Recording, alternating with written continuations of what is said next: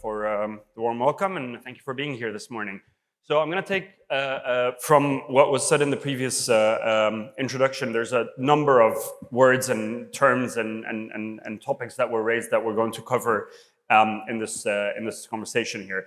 I'm here today to talk to you about why this is not rocket science, right? This is actually fairly straightforward. It's something that we all do pretty much every day. We just need to do it maybe in a slightly different manner. That's all it is about. So I'm going to talk to you about data-fueled experience journeys. And there's a lot, again, that's been said already about why this piece is important, why data is becoming sort of the center of how we look at navigating journeys. They're not linear anymore, you know, et cetera, et cetera. So let's start by actually seeing an example of where it goes wrong.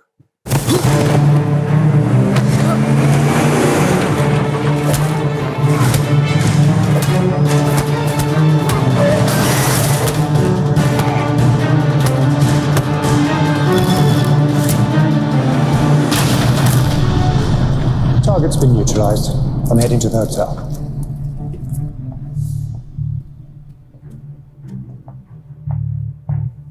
Checking into the penthouse. The name's Hunter. Certainly, Mr. Hunter. I have your reservation right here. Wait, did you say Hunter? Mm-hmm. No, I don't have a Hunter. But you emailed the confirmation to my watch. Well, marketing handles emails. Oh, I have a Hanson. No, it's Hunter. Hunter. I picked my room on your app. Oh, we have so many apps like this. But I'm a platinum member. I even have a promotion from your website. Promotions are on a different system, but I do have a single on the ground floor, Mr. Hanson. It's Hunter. My name is Hunter. So quick disclaimer is I don't work for Adobe, I don't sell Adobe. If you buy Adobe, I don't make money, none of that. They just make very good content. There's a lot of laughs in the room, so this looks familiar, right? I mean, we've all seen this sort of thing happen in so many different industries, not picking on hotels if anybody's from the industry, but you know, it happens, right? So what's really happening is basically brands are failing at achieving this full potential of the relationship with customers, right? We can see this. This is a very good example of this happening. So much going on in our lives that actually has a day-to-day connection to different brands that we deal with. Brands are failing at achieving that full potential. And this has been brought into focus so much more over the last few years with the global shutdown. So over the last few years, we've seen a significant leap. The statement is 10, I would argue it's probably more, but a significant leap in digital transformation, maybe 7 to 10, probably a little bit more. 60% increase, and again, I would argue probably more in digital interactions, growing from about 20% in 2019 to about 60 in 2022. We're at the tail end of 23, so again, probably way bigger figures than that. And direct engagement is becoming more and more important. Again, that one-to-one personalized communication, we're losing cookies. I don't think anybody in the room, myself included, can put hand on heart and really tell us which date we're going to lose cookies at, but we know we're going to lose them sooner or later. So that direct engagement is becoming super duper important. What's really happening is basically brands really must capture that opportunity. So we really need to capture that sizable value of opportunity of that customer relationship. And brands that do actually grow revenue 2.5 times faster, profit 2 times faster. And there's a ton of data out there that actually justifies all of this. How do we do this? How do we face that challenge? In facing this challenge, we actually look at 4 different elements or 4 different angles. There's brand. So what is the brand experience? What are we trying to deliver from a brand perspective? Customer. What do we know about customers? How do we talk to customers? What do we want to tell customers? And so on.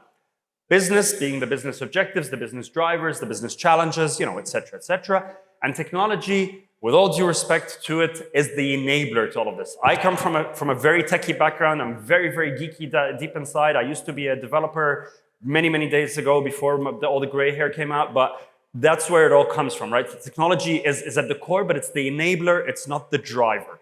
And that's where the conversation really has to grow from, is grow from brand and customer and business, driven by technology, not the other way around. You drive impact at the intersection of those 4 together. And this is something that we actually uniquely do at Ogilvy, is we're one of the few that can actually talk to you about all of those 4 at the same time. Typically, you would talk to a brand agency about brand, CRM agency about customer, one of the management consultants about business, and a system integrator or an IT company or what have you on technology. We actually encompass the 4 together. But in order to do that, we really need to understand the consumer context and how that's changed over the last, again, number of years, particularly boosted again by the pandemic and what's happened.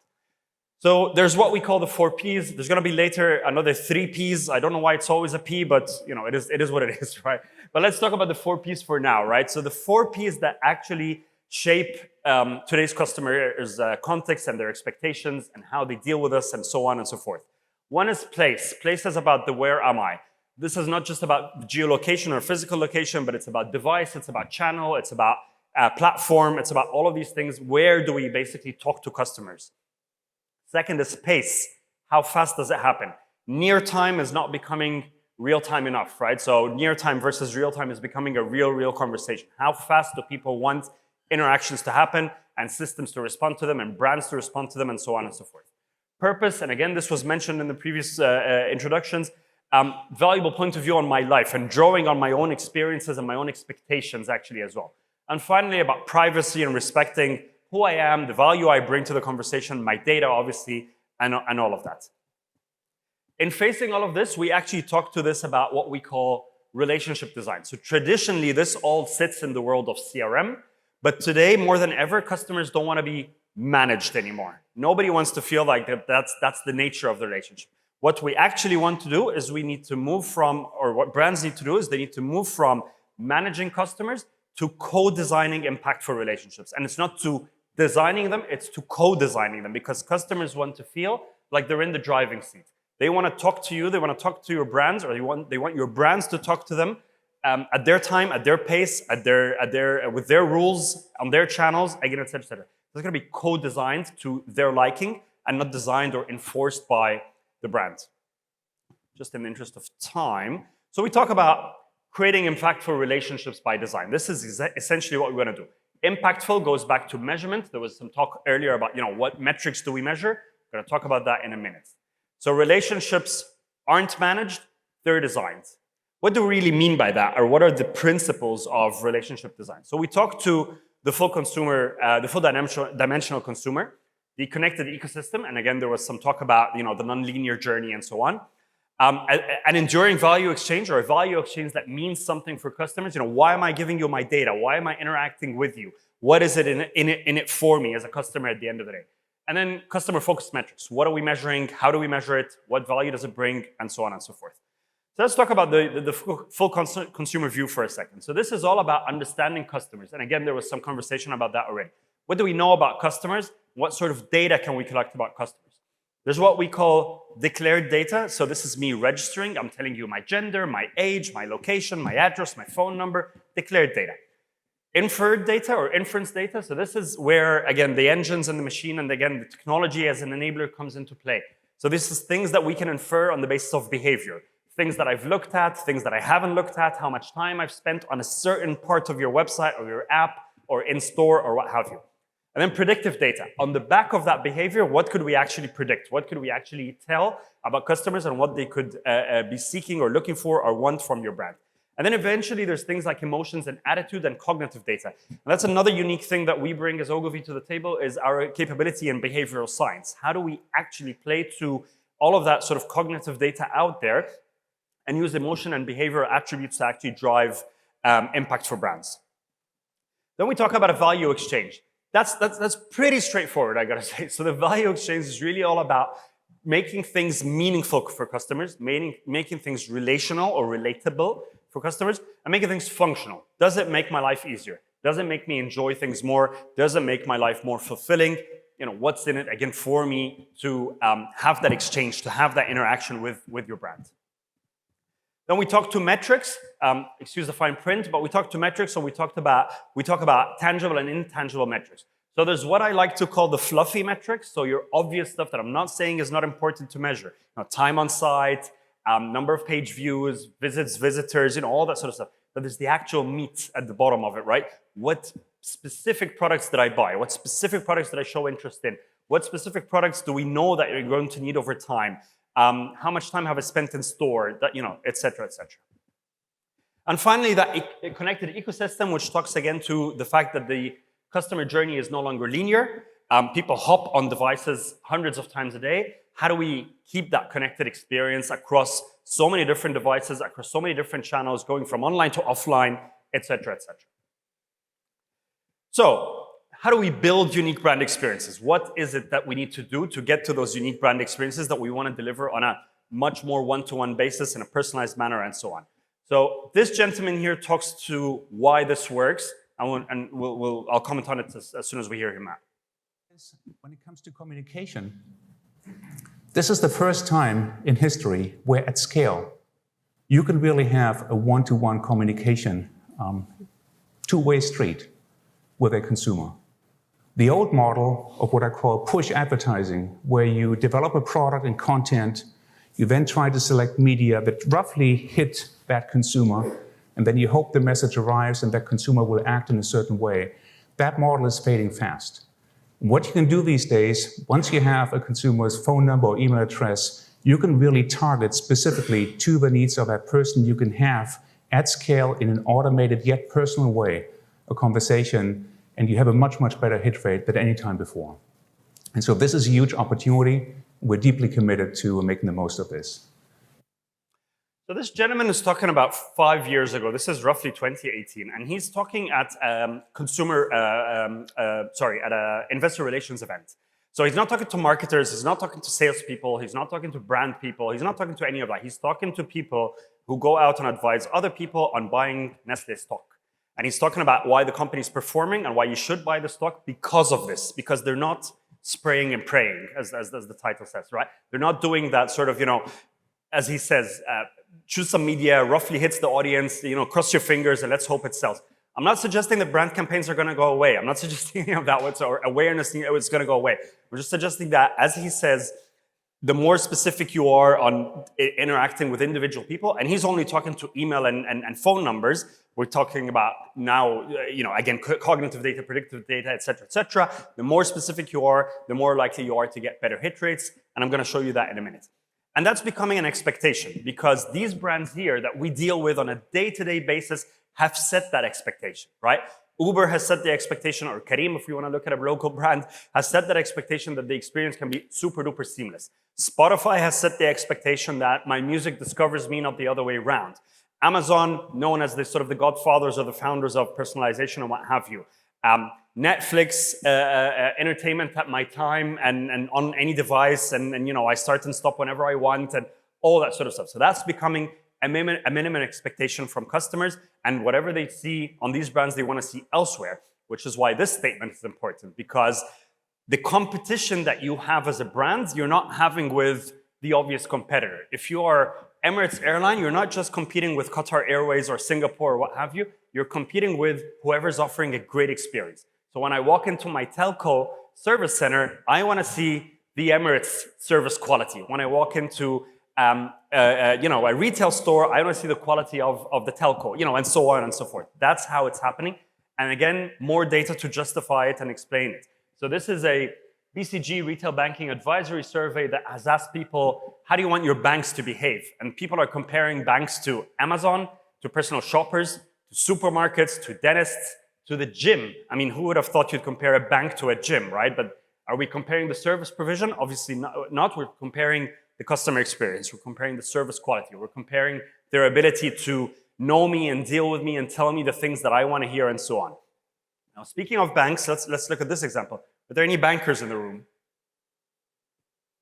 That's surprising. Okay, fine. So I'll pick on them easily then. This way. Let's do this!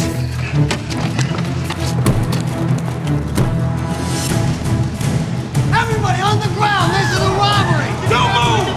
Hey! Get down and stay down! Don't move! The money! Money!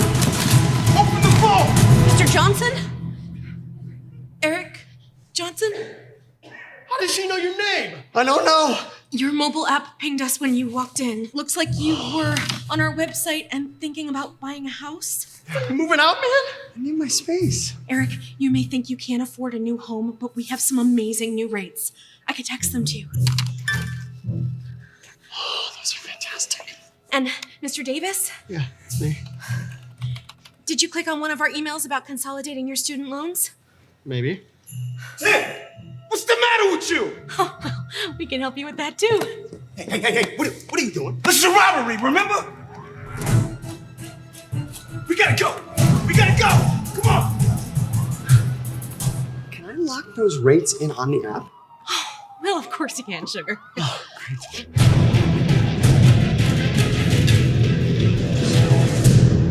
I really don't work for Adobe, I promise you. But again, they do some really good stuff. Thank you very much. That's their content, that's not mine. I just steal with pride. I mean, it's as simple as that. But again, I can see lots of laughs in the room. Thank you for the applause. Thank you very much. But that's what's happening, right? That's what people are expecting. That's what, put in a much more funnier context. Now, let's see how we actually bring this to life. So we talked about driving impact at the intersection of those four elements. Impact is really driven by data or through data and then activated across those four angles. So I promised you another set of P's. So here's 3 P's this time, which is the framework we use to operationalize data. Again, when you break it down, it becomes very, very simple. So we talk about prioritization, the who. So who am I talking to? Who are they? What is their current value, their potential, et cetera, et cetera. Talk about personalization, the how and the what message, what offer, what tonality, what product, and so on. And we talk about precision, location, time, channel, device, network, et cetera, et cetera. So a couple of examples. How we did this for Accor. Anybody from hospitality? Anybody from Accor specifically? Can I pick on you easily? Where do you guys work? Nobody works in banks, nobody works in hospitality. Okay, fine. So this is what we did for Accor. Accor came to us with a very interesting problem. They said, people tend to be loyal, right? You travel to London 3 times a year, 4 times a year, whatever it is. You stay at the Novotel in Russell Square. I don't know if there is one at Russell Square, but I'm making it up here. And you're always loyal. You pick up your loyalty points, da-da-da-da-da-da-da-da. The problem they had is that when somebody wants to book their typical hotel, so the Meridian, not the Meridian, the Novotel at Russell Square, if they don't find it available, they go to the next best option, being within vicinity or what have you, which may or may not be an Accor hotel. So they lose out from a brand perspective, customer lose out from a points and loyalty and so on perspective. And they wanted to solve for that problem. So they wanted to raise awareness of what other hotel options are there in the group. The group is quite big. We need to make sure people understand. And they specifically said, we know that we need to talk to people on a one-to-one basis because people who stay at luxury hotels are different than people who stay at mid-tier hotels, budget hotels, different locations, silver members, gold members, platinum members, all that sort of stuff is very different from one customer to another. It's a personal relationship that we have with them, And they were like, but we don't have the data. And we sort of, we took a step backwards. We were like, what are you guys talking about? You know how often we travel, where we travel to, what hotels we stay at, how much money we spend. Do we eat at the restaurant or in room service? Do we go to the gym? Do we go to the spa? Do we, we actually know every single thing that's happening in our lives. And we showed them just that. So we broke down all of their data. This is just a sample. We broke down all of their data into the 3P framework, and we started to be able to construct messaging on that basis. And based on that, to address the specific problem that we were talking about, which is let's raise awareness within the group, we constructed a welcome back home set of emails. Simple as that. The moment you travel, after you travel to an Accor hotel, so basically 2 days since the last experience, based on your hotel stay, based on your city and which hotel you stayed at, you're going to get a welcome back home email that talks to you about the next time you're in London. If you don't find the hotel you're looking for, here's 3 other options within the vicinity. They're within the same tier of hotels that you actually stay at, so within your budget. Here's a voucher for a drink at the bar or for a meal at the restaurant in one of them so that you explore them as well, and so on and so forth. And as you can see with the moving pieces on the screen, as we vary the data segments, or the data lenses rather, the content changes accordingly. So this gets triggered automatically with all the integrations into place. So I was in London, you were in Rome, I'm a platinum member, you're a gold member, etc., etc., etc. Becomes super duper simple and straightforward. We did something very similar for Starbucks. Again, with Starbucks, it's an obvious sort of problem that they have. People tend to be loyal. They drive by the same Starbucks every day on the way to the office, stop by for a coffee, maybe a sandwich, maybe at lunchtime come back for another coffee and pick up a salad, whatever it may be. They earn stars or points or whatever they call them at Starbucks these days. But then they found out that people are loyal but are not making use of the of the points that they're picking up. So they don't really get, why are we picking up these points? Why are we spending that money with Starbucks? What's in it for us, again, as customers? And we did exactly the same thing. We started pulling together messaging that is based on people's behaviors. So what drinks do I like? What food do I like? What's the next thing that's coming up in the menu that could be interesting based on your history of purchase or your history of products that you've used from Starbucks. Now, in both those examples, this is based on email, but the fact that this is email should not change anything or deter anybody from thinking about using the same sort of methodology, because this could be an email, it could be a social media post, it could be a push notification in an app, it could be a page on your website, it could be anything you want it to be. It's just a channel at the end of the day. And actually, it shouldn't be anything you want it to be. It should be what the customer wants it to be, obviously. So I want it on email, you want it in a WhatsApp message. There's no reason why it can't be different for both of us. And then the last example I'm going to give is something that we did for IKEA, and there was a mention of IKEA earlier, but we did something very similar for IKEA. Just the quick story is with IKEA, we actually look after the totality of the customer experience for IKEA. So we look across everything that happens from awareness all the way to retention and loyalty. So in the middle, you've got shopping online and offline, you've got fulfillment, you've got installation, you've got maintenance, you've got the whole 9 yards across the customer lifecycle with IKEA. So the future of shopping with IKEA is going to be something like you go online, you check out a sofa, and IKEA is one of those brands where typically you might research online, buy offline, right? You want to touch and feel and check out that sofa and so on. So what's going to happen in the future based on the work that we're doing for them is you're going to go online, check out a sofa, for example, not buy it. The next day you walk into the store, the mobile app is going to ping you and say that particular sofa you looked at online, that's where you find it in the store. Here's your way to it in the store. IKEAs are, very big to navigate. On the way there, it will tell you matching side tables, matching carpets, matching this, matching that, and so on and so forth. So as we did this for IKEA, the clients typically, in the true client fashion, they started asking questions like, when do we see results? When do we see results? And we said, we don't. We're still at strategy phase. This is way too early to see results. And they said, but we want to see results. So we instead started thinking about what they do on a regular basis. So IKEA goes on sale 3 times a year, 4 times a year, whatever it may be. And they go, big bang messaging, right? 25 to 70% off on selected products. And it's a bit of spray and pray, if I'm being honest. Cross your fingers, hopefully people are gonna buy. So what we did instead is we started to construct variants of messages. You can see here A's and B's and stuff, so A/B testing across different content, different subject lines, and so on and so forth. But what we started to do is we started to, instead of sending those one-size-fits-all emails and social posts, we started to actually send out emails based on previous purchase, basket value, recency of purchase, frequency of purchase, so the typical RFM analysis, and we started to send products accordingly. So if you bought a sofa a year ago and that sofa had new covers, for example, we'll send you an email and say, refresh your sofa with new cover, with new discounted covers. Refresh your sofa that you bought, not just a sofa full stop. If you bought a baby cot a year ago, we'll sell you a toddler bed today, not just tell you that toddler beds are on sale if they're irrelevant for you, and so on and so forth. And then we started doing some of the typical stuff like, send an email. If it's not open, 3 days later, follow up with another email. If it's not opened, bounce you into social so that we start to understand, what's your preferred channel, all that sort of stuff. And when we bounced into social, we didn't spray and pray either. We were very specific. We took out hash data and we actually targeted individual people within social. And the impact was phenomenal. So we had 40% increase in email open rates, 430% increase in click rates. We spent 65,000 dirhams in paid media in a period of about 4 or 5 weeks, and we generated sales of over 8 million dirhams in that same period of time. So the return on investment is pretty phenomenal, and the case is made.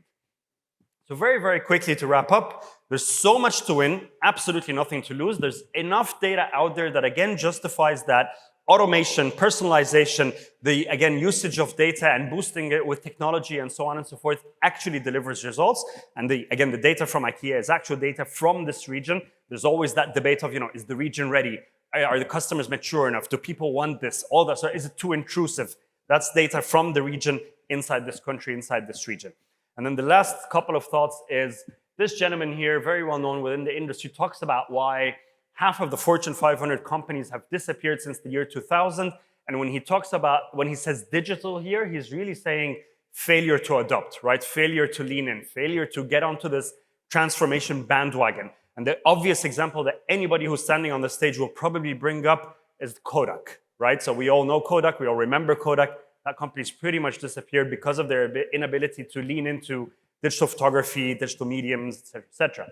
And then finally, because this all again connects back into the world of experience, today 89% of customers actually compete on the basis of customer experience, or primarily on the basis of customer experience. This is up from about 36% in 2010.